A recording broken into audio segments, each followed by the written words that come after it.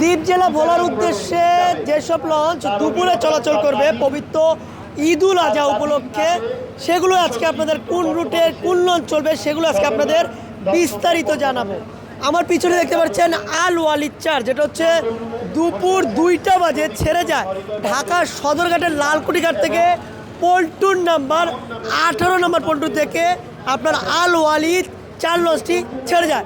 পরবর্তীতে দেখা যাচ্ছে হচ্ছে আপনার যুবরাজ 7, যেটা হচ্ছে দুপুর 12টা 20 মিনিটে ঢাকা ইলিশা কালীগঞ্জের উদ্দেশ্যে ছেড়ে যাচ্ছে এমডি যুবরাজ 7, এমডি যুবরাজ 7, যেটা ঢাকা কালীগঞ্জ ইলিশা পবিত্র ঈদুল আজহা উপলক্ষে এই লঞ্চগুলো ডে সার্ভিস দিয়ে যায়। প্রতিনিয়ত তারা ডে সার্ভিস দিয়ে থাকে।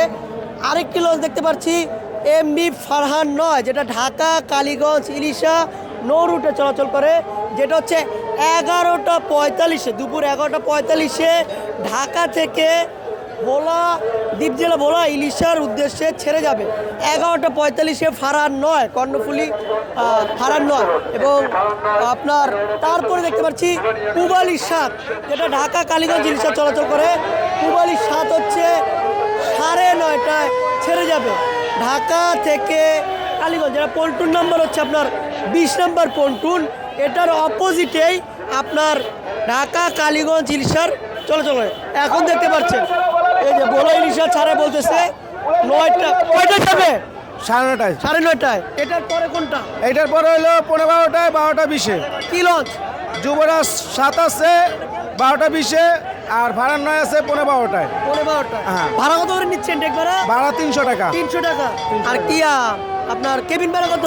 কেবিন ভাড়া সিঙ্গেল 1000, ডাবল 2000, ফ্যামিলি 4000। এখন কি কেবিন পাওয়া যায়? কেবিন তো বুক থাকে, কেবিন অগ্রিম বুক করা লাগে?